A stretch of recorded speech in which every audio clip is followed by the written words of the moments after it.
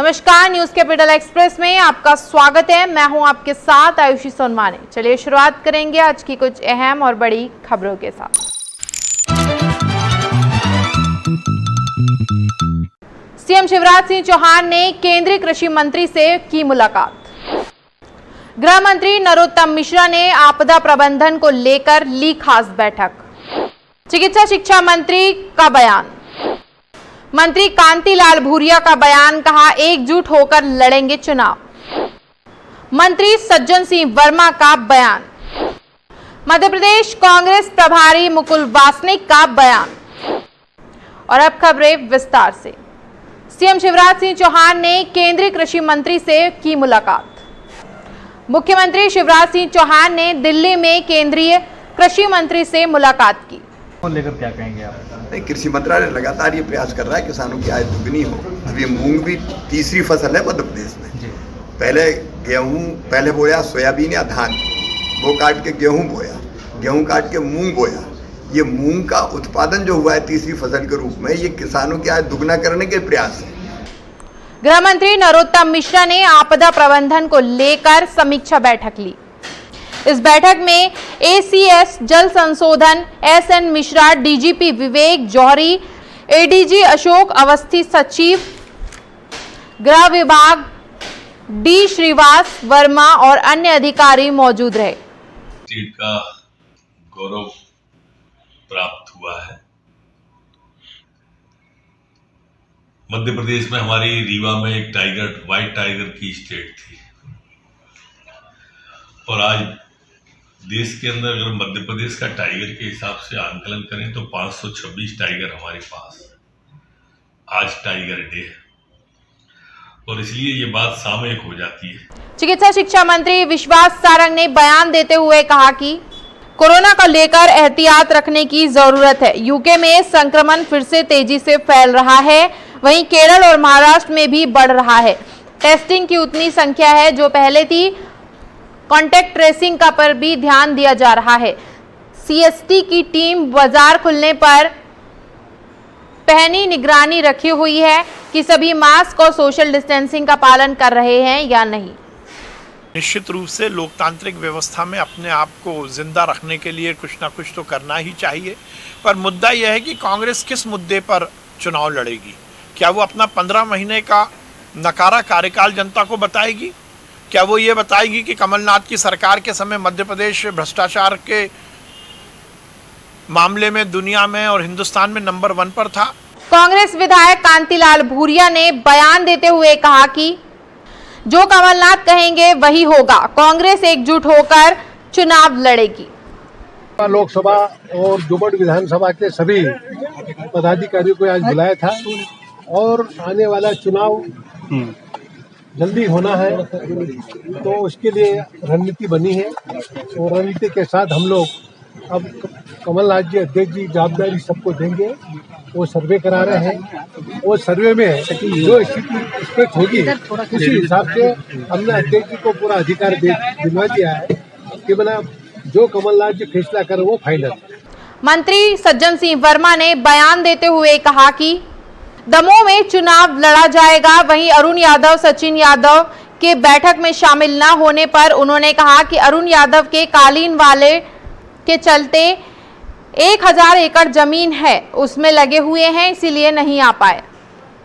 ये एक अच्छी बात हुई ना, एक बड़े नेता के राजनीतिक जीवन का अनुभव बांटा कि भैया जिनको हवाबाई करना हो एक तरफ हो जा, जो वास्तव में है। और उन्होंने ये भी कहा कि हर विधानसभा में जो लिस्ट आप मुझे सौंप रहे हो मंडल और सेक्टर की, मैं खुद फोन लगाऊंगा, मैं वेरीफाई करूंगा कि ये जमीनी आदमी है कि नहीं। इसलिए उन्होंने कहा कि भाई जो हवाबाई राजनीति करते हो कृपा करके अलग हो जा, हमें ठोस काम करना है। मध्य प्रदेश के कांग्रेस प्रभारी मुकुल वासनिक ने बयान देते हुए कहा कि जहां जहां लोकसभा का चुनाव होगा वहां के कुछ साथियों को बैठक में आमंत्रित किया गया है, जहां कांग्रेस प्रदेश अध्यक्ष के रूप में अखिल भारतीय कांग्रेस के सभी सचिव इस बारे में चर्चा करेंगे कि आने वाले चुनाव में किस तरह काम करें, इस पर राय मशवरा करेंगे। अखिल भारतीय कांग्रेस कमेटी के सभी सचिव बैठकर हम चर्चा करेंगे, राय मशवरा करके आज वर्तमान में क्या स्थिति है, आगे और क्या करने का हमें फैसला करना है, उन सभी चीजों को लेकर बात करेंगे। अभी बैठक तो शुरू होनी ही है, बैठक के बाद में और विस्तार से आपसे बात करेंगे। कांग्रेस की बैठक को लेकर पीसी शर्मा ने कहा कि बैठक में उपचुनाव को लेकर चर्चा हुई है। बैठक को कमलनाथ व मुकुल वासनिक ने संबोधित किया। कांग्रेस का विशेष फोकस बूथ और मंडलम सेक्टर के मजबूत करने पर होगा।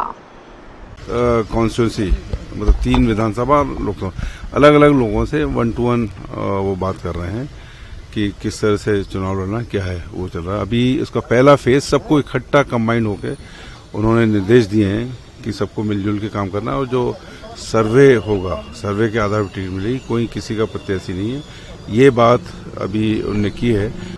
ब्रजेंद्र सिंह राठौर के बेटे ने बयान देते हुए कहा कि चुनाव को लेकर सभी कार्यकर्ता तैयार है, हमें इस साल हर हाल में चुनाव जीतना है। अध्यक्ष जी ने आज बोला है कि कार्यकर्ता पूरी मजबूती के साथ खड़े रहें और सारे जो वरिष्ठ नेता हैं वो सब पूरी ताकत के साथ खड़े हैं और संघर्ष है। बाकी सब चीज़ें पार्टी आगे तय करेगी। आज तो एक बेसिक जो एक मीटिंग थी कि किस तरह से आगे चुनाव लड़ना है, किस तरह से आगे बढ़ना है, उसकी तैयारियों के हेतु आज उन्होंने मीटिंग ली थी। कांग्रेस ने साधा भाजपा पर निशाना, कहा भ्रष्टाचार के दम पर लड़ते हैं चुनाव। कांग्रेस अपने दम पर चुनाव लड़ेगी। भारतीय जनता पार्टी पैसे, शराब और भ्रष्टाचार के दम पर चुनाव लड़ती है। उपचुनाव कांग्रेस जीतेगी कमलनाथ जी के नेतृत्व में।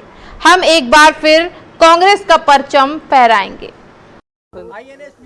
भारतीय जनता पार्टी का चुनाव लड़ने का तरीका है भ्रष्टाचार के दम पर लड़ो, पैसा खर्चा करके लड़ो, दबाव की राजनीति करो, लेकिन इस चुनाव में ये सब नहीं चलेगा। जनता कांग्रेस के साथ है, हम लोग मजबूती के साथ जमीन पर काम कर रहे हैं और जनता हर स्थिति में कांग्रेस को ये विधानसभा के चुनाव जिताएगी। मूंग और दलहन की फसल पर बोले कृषि मंत्री। मूंग और दलहन की फसल को बढ़ावा देने के लिए केंद्र सरकार के साथ राज्य सरकार भी मदद कर रही है ताकि किसानों की आय दुगनी हो। इस बार मूंग की फसल पैदावार अच्छी हुई है जिससे किसानों को लाभ मिलेगा। इसके लिए सरकार प्रयासरत है। हमने पहले चना, सरसों, मसूर का 15 मार्च से खरीदी करके किसानों को समर्थन मूल्य से 2000 रुपये कुंटल अधिक तक रेट दिलाया है सरसों का, और इस प्रकार हजारों करोड़ का किसानों को फायदा पहुंचाया। अभी भी गर्मी की ग्रीष्मकालीन मूंग की फसल भी हम समर्थन मूल्य पर खरीद रहे हैं। अभी चूंकि बारिश का मौसम था तो एक सप्ताह तक थोड़ा उसमें व्यवधान आया, लेकिन अब पुनः हम तेज गति से पूरी मूंग की फसल खरीदेंगे। किसानों को किसी प्रकार की चिंता करने की जरूरत नहीं। सारनी के केंद्रीय विद्यालय में लगातार जारी है वैक्सीनेशन। भारी बारिश के बावजूद सारनी के केंद्रीय विद्यालय में टीकाकरण अभियान लगातार जारी है। 3 बजे तक 350 टीके नागरिकों को लगाए जा चुके हैं। 3 बजे के बाद भी उत्साहित नागरिकों का वैक्सीनेशन सेंटर में आना जाना जारी है। शिक्षित व्यापारियों और नागरिकों के अलावा मजदूर वर्ग भी वैक्सीनेशन में बढ़ चढ़कर भाग ले रहा है। हमारे शहरी क्षेत्र में सबसे अधिक टारगेट बैतूल जिले का सबसे ज़्यादा है, क्योंकि यहाँ के लोग एजुकेशन वाले में भी सबसे ज़्यादा आगे हैं। इसलिए यहाँ के लोग अपनी इच्छा से आके स्वयं वैक्सीनेशन करवा रहे हैं और हमारा टारगेट बहुत जल्द ही पूर्ण होने वाला है। कहाँ जा रहे हो भाई? वैक्सीन लगाने था। वैक्सीन से क्या करोगे? लेकिन सब लोग लगा रहे तो हम भी लगा रहे। ऐसा? हाँ। तो वैक्सीन में फायदा है? इस वक्त की खबरों में फिलहाल इतना ही। आगे की खबरों के लिए बने रहिए हमारे साथ और मुझे दीजिए इजाजत। नमस्कार।